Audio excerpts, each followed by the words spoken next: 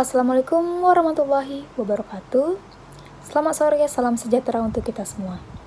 Puji dan syukur kita panjatkan kehadiran Allah Subhanahu wa Ta'ala, yang mana pada kesempatan kali ini saya, Nur Elita Faiza, sebagai moderator sekaligus pembaca materi pada kelompok 4.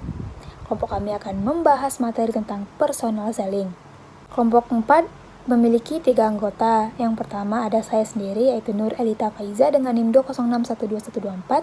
Yang kedua ada Nur Mawanti dengan NIM 206121118. Dan yang ketiga ada Siti Muhawiyah dengan NIM 206121129. Kelompok kami memiliki pokok pembahasan ada 10 bab. Yang pertama ada pengertian, yang kedua tujuan dan manfaat, yang ketiga karakteristik dan fungsi, yang keempat pertimbangan, yang kelima bentuk dan teknik, yang keenam alat-alat, yang ketujuh kompetensi dan tugas pegawai, yang kedelapan ada tipe-tipe pegawai, yang kesembilan keunggulan dan kelemahan, dan yang terakhir yaitu ke-10 kesimpulan dan saran. Untuk pembaca materi pertama ialah Nur Mawanti. Kepada Nur Mawanti dipersilahkan. Pengertian personal selling. Jadi, pengertian personal selling adalah sebuah interaksi antara individu saling bertemu muka yang ditunjukkan untuk menciptakan, memperbaiki, menguasai, atau mempertahankan hubungan pertukaran yang saling menguntungkan dengan pihak lain. Maksudnya ialah, personal selling adalah salah satu strategi dalam bauran komunikasi pemasaran yang dilakukan melalui komunikasi dua arah secara langsung. Personal selling merupakan aktivitas komunikasi antara salesperson dan komunikasi potensial yang melibatkan pikiran dan emosi dari salesperson ataupun konsumen itu sendiri. Selanjutnya, tujuan dan manfaat. Pertama, tujuan personal selling. Tujuan personal selling sangat beragam, mulai dari hanya untuk kepentingan dalam membangun kesadaran mengenai tersedianya suatu produk, menggairahkan minat konsumen, sampai dengan membandingkan harga dan syarat-syarat jual beli, serta penyelesaian transaksi. Ada 5 tujuan dari personal selling, yaitu 1. Mengadakan analisis pasar, yaitu termasuk mengadakan peramalan tentang penjualan yang akan datang, mengetahui dan mengawasi para pesaing, dan memperhatikan lingkungan, terutama lingkungan sosial dan ekonomi. 2. Menentukan calon konsumen, yaitu mencari calon konsumen yang potensial, menciptakan pesanan baru dari konsumen yang sudah ada, serta mencari tahu keinginan pasar secara lebih mendalam. 3. Mengadakan komunikasi, yaitu komunikasi merupakan tujuan yang paling utama dari penjualan perseorangan. Tujuan di sini tidaklah menitik beratkan untuk membujuk atau memengaruhi, tetapi memulai dan melangsungkan pembicaraan secara ramah tamah kepada pelanggan atau calon konsumen. Komunikasi yang bersifat membujuk hanya merupakan salah satu elemen saja dari fungsi komunikasi. 4. Memberikan pelayanan, yaitu dapat diwujudkan dalam bentuk konsultasi menyangkut keinginan dan masalah-masalah yang dihadapi pelanggan, memberikan jasa teknis, memberikan bantuan keuangan, misalnya berupa bantuan kredit, dan melakukan pengiriman barang sampai ke tempat pemesanannya. 5. Memajukan pelanggan, yaitu dalam mewujudkan pelangganan, tenaga penjualan bertanggung jawab atas semua tugas langsung yang berhubungan dengan pelangganan. Hal ini dimaksud untuk menguraikan tugasnya agar dapat meningkatkan keuntungan. Kedua, manfaat personal selling. Personal selling sangat penting pada saat diperlukan demonstrasi atau penjelasan yang mendalam tentang produk yang dijual. Beberapa manfaat penting dari personal selling yaitu 1. Secara khusus dapat diarahkan kepada calon konsumen tertentu.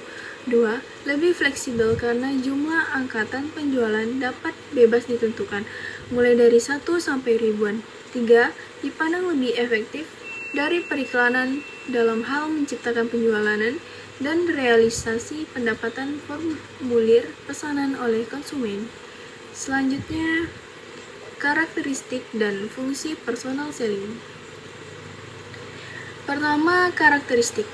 Personal selling merupakan salah satu bagian dari komunikasi pemasaran yang aktivitasnya berfokus pada penjualan tatap muka. Terkait dengan hal tersebut, karakteristik personal selling menurut Fandi Jiptono 2008 adalah sebagai berikut. 1. Personal confrontation, yaitu berkaitan dengan adanya hubungan yang hidup, langsung, dan interaktif antara dua orang atau lebih. 2. Cultification, yaitu sifat yang memungkinkan berkembangnya segala macam hubungan, mulai dari sekedar hubungan jual beli sampai dengan suatu hubungan yang lebih akrab. 3.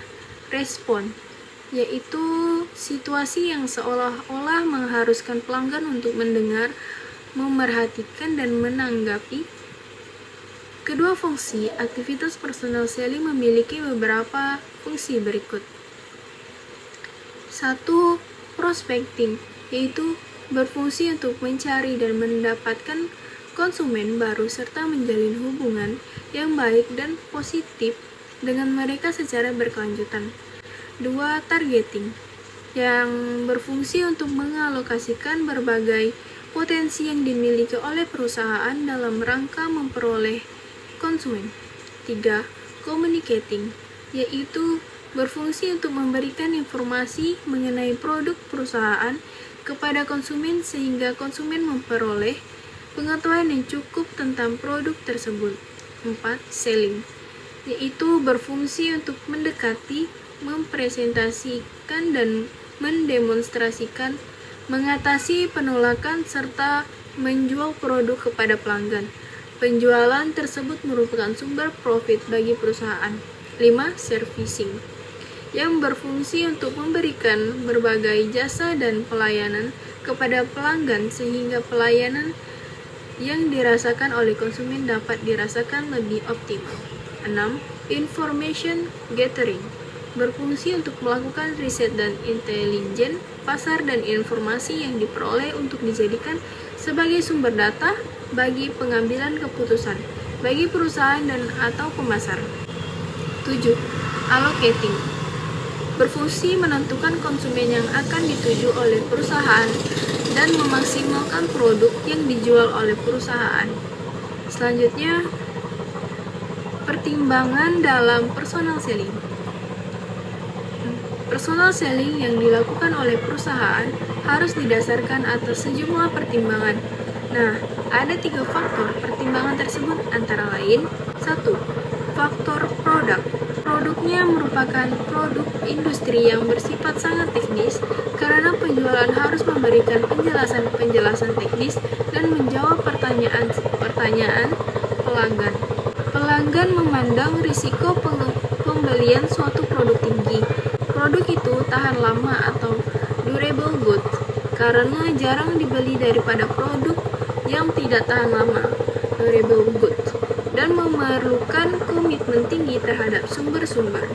2. Faktor pelanggan. Sasaran yang dituju adalah pelanggan industri karena salesperson dapat memberikan penjelasan dan jasa-jasa yang berkait dengan produk.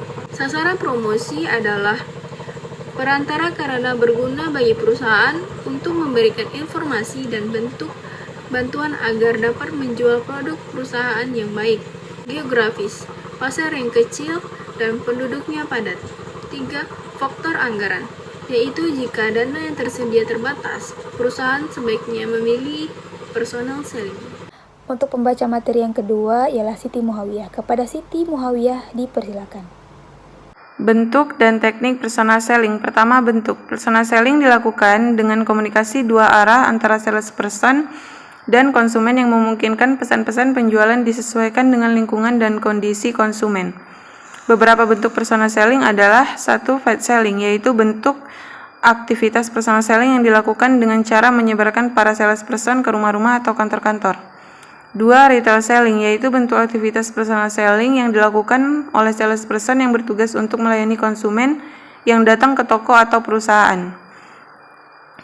3. Executive selling, yaitu bentuk aktivitas personal selling yang kadang menempatkan pimpinan perusahaan sebagai salesperson.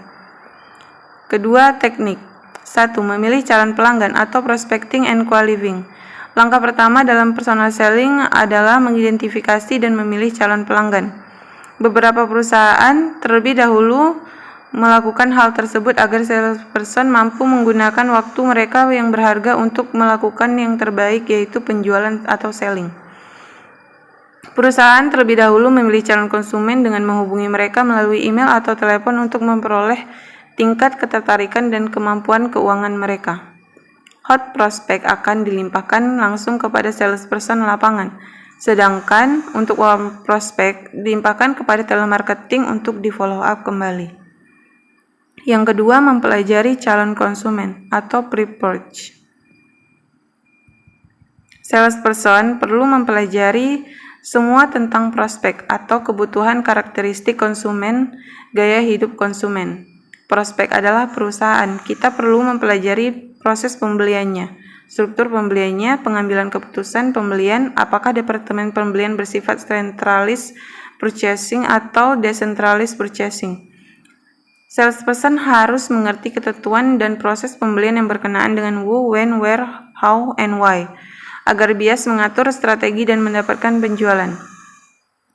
Yang ketiga, pendekatan atau approach. Ini merupakan proses personal selling, yaitu salesperson bertemu dan menyapa konsumen untuk memperoleh hubungan atau memulai suatu yang baik.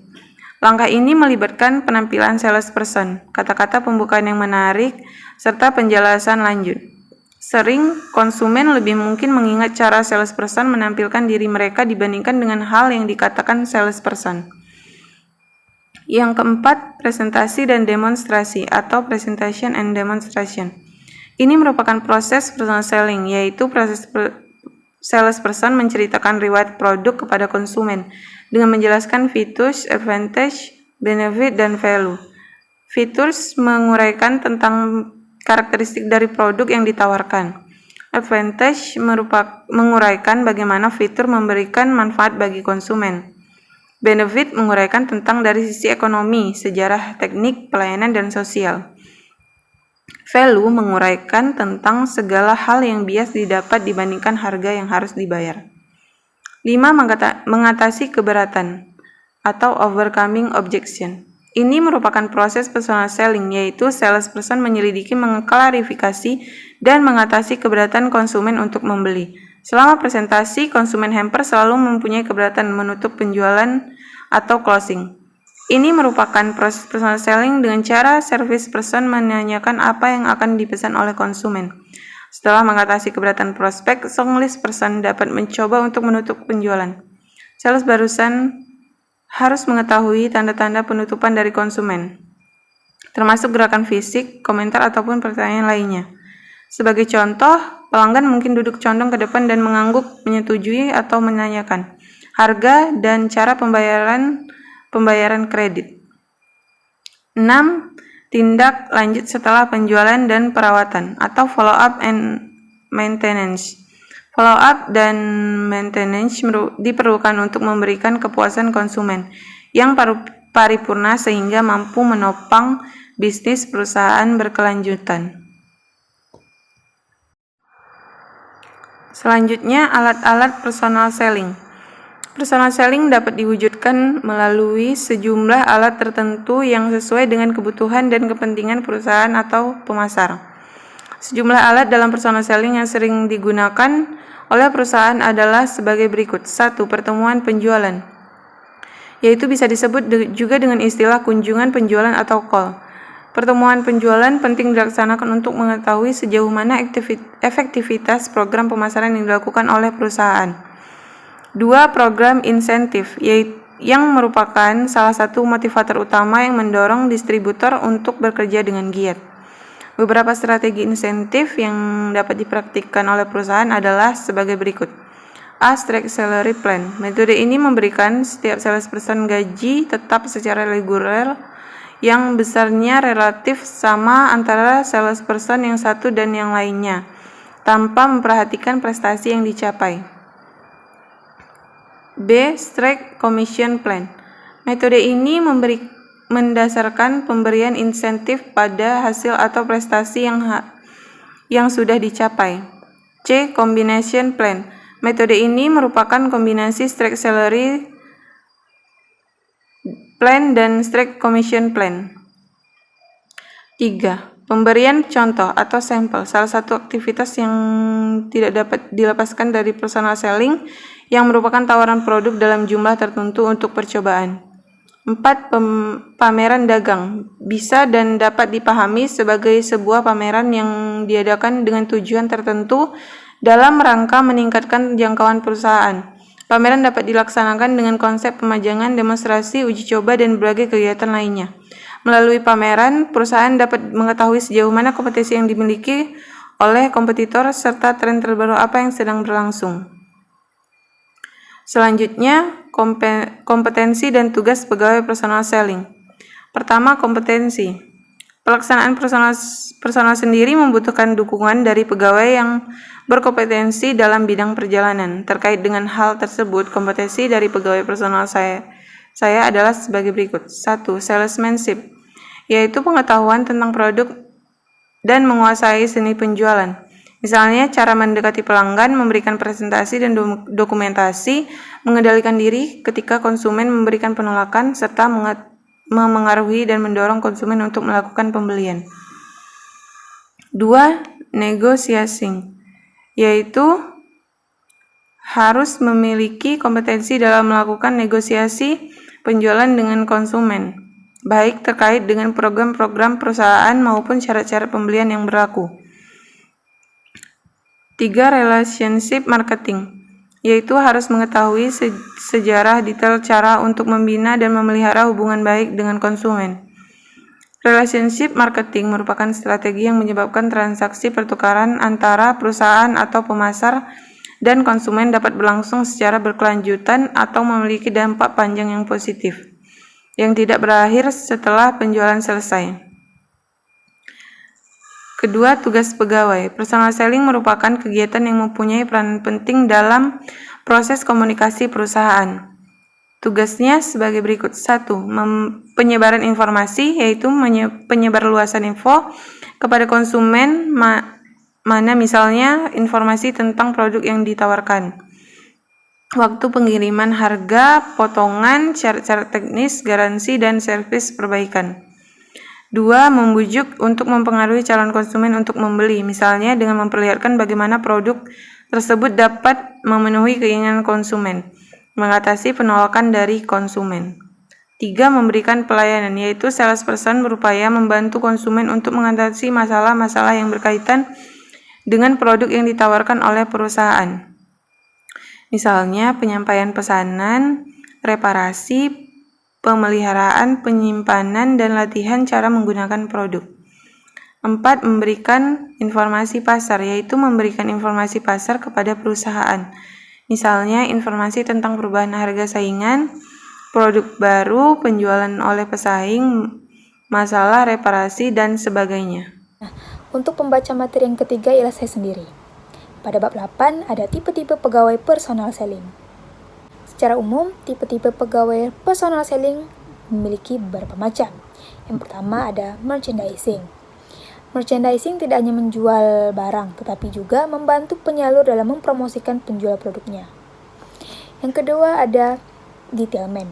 Ciri khusus dari detailman adalah tidak melakukan penjualan secara langsung. Misalnya, perusahaan obat-obatan dapat menggunakan detailman untuk memperkenalkan dan membujuk para dokter untuk menggunakan obat-obatan yang diproduksikannya.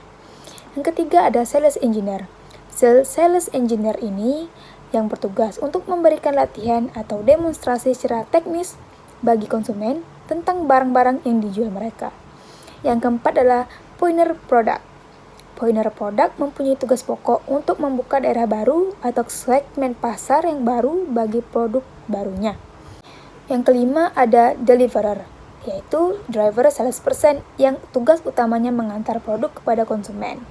Yang keenam ada order getter, yaitu yang bertugas untuk memperoleh konsumen atau mendatangi konsumen dengan harapan konsumen tersebut tertarik untuk menggunakan produk yang dihasilkan oleh perusahaan tersebut. Yang ketujuh ada order taker, yaitu salesperson yang melayani pelanggan di dalam outlet. Dan yang terakhir yang kedelapan ada demand creator, yaitu salesperson yang memiliki inovasi dan kreativitas tertentu dalam menjual produk. Selanjutnya pada bab 9 ada keunggulan dan kelemahan personal selling. Yang pertama, saya akan menjelaskan tentang keunggulan personal selling terlebih dahulu. Ada 5 macam keunggulan personal selling. Yang pertama ada lebih mudah disesuaikan dengan cara menjualnya. Maksudnya, kebutuhan dan keinginan konsumen menjadi prioritas sehingga reaksi konsumen terhadap barang akan dapat diketahui secara langsung. Yang kedua, berbeda dengan cara promosi yang lain dalam melakukan penjualan. Maksudnya, personal selling mengadakan penjualan pada saat terjadi kontak dengan calon konsumen.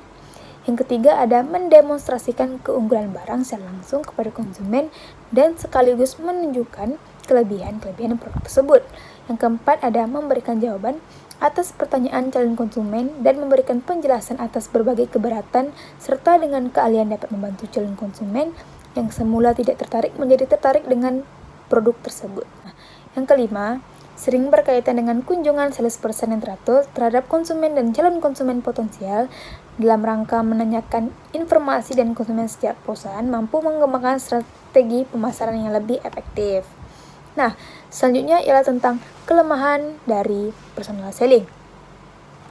Ada 3, yaitu biaya untuk melakukan kontak personal dengan konsumen relatif tinggi karena sifatnya yang one-to-one atau face-to-face. Yang kedua, dalam pelaksanaan aktivitasnya, personal selling membutuhkan waktu yang cukup lama, mulai dari mengadakan kontak awal sampai terjadinya transaksi. Yang ketiga ada personal selling mempunyai keterbatasan dalam menjangkau serta menemui calon pelanggan.